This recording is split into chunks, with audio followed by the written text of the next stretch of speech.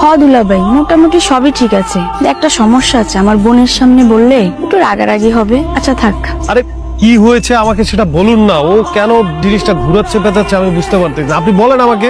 এই তো তোমাকে বলছিলাম না যে ও সামান্য একটা নার্স, ও কি কিছু বুঝবে? তুই কি আমার সুখের সংসারে কোনোভাবে ঝামেলা লাগাতে চাচ্ছিস আর তোর দুলাভাইয়ের মনে সন্দেহ জাগাইতে চাচ্ছিস? আমি তোকে বারবার যেতে বলতেছি না এখান থেকে? আমি সন্দেহ জাগাচ্ছি, তুই তো ভাইয়াকে সব মিথ্যা বলছিস, তাই তো তোর মনের ভিতরে ভয় আছে। আমার তো আর ভয় নাই। আমি বুঝলাম না সত্যটা মানে কি সত্যটা? আরে বলেন না কি সত্য। দিলি আমার সুখের সংসারটা ভেঙে।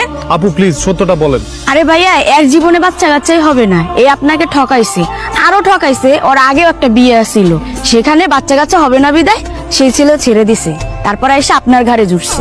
দিলি আমার সুখের সংসারটা ভেঙে। বারবার তোকে না করতেছিলাম, যা এখান থেকে, চোখের সামনে থেকে চলে যা।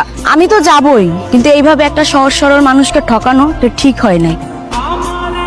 তুমি আমার সাথে এত বড় বেইমানিটা কিভাবে করলা? আমি বিয়ের পর থেকে তোমাকে ভালোবাসা শুরু করছি একটা বাচ্চার আশায়। তুমি কিনা আমি বুঝতে পারছি না। আমার আগের বউকে আমি প্রায় ছেড়েই দিয়েছি, সে বাঞ্জা বলে। আর তুমি বাঞ্জা, তুমি আমাকে কেন বিয়ে করলে? তুমি জানতে না যে আমার কত স্বপ্ন আশা ছিল?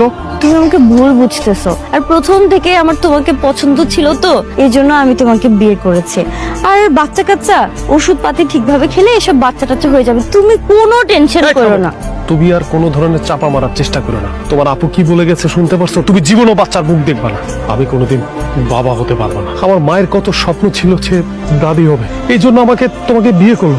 তোমার এই সুন্দরী মুখ দেখে আমি কি করব? তুমি যদি বাচ্চা জন্ম দিতে না পারো, তোমার এই সুন্দর মুখ আমি আর আমার বাসার ওই দিকে দেখতে চাই না। আরে না না, তুমি আমাকে এত বড় শাস্তি দিও না প্লিজ। আমি ভুল করছি, প্রয়োজনে আমি তোমার বাসায় দাসী হয়ে থাকবো, তাও তুমি আমাকে ছেড়ে যেও না। তোমার মতো সুন্দরী মেয়ের আমার প্রয়োজন নাই যে কিনা বাচ্চা জন্ম দিতে পারবে। তুমি আমার বাড়ির চৌকাট পারাবে না। বাচ্চার আশায় একটা নতুন বিয়ে করবো। মাহিরে ভালোবাসতাম শুধু বাচ্চার জন্য।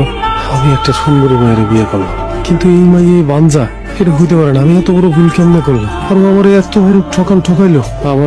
আমার মায়ের কাছে যাইতে হবে।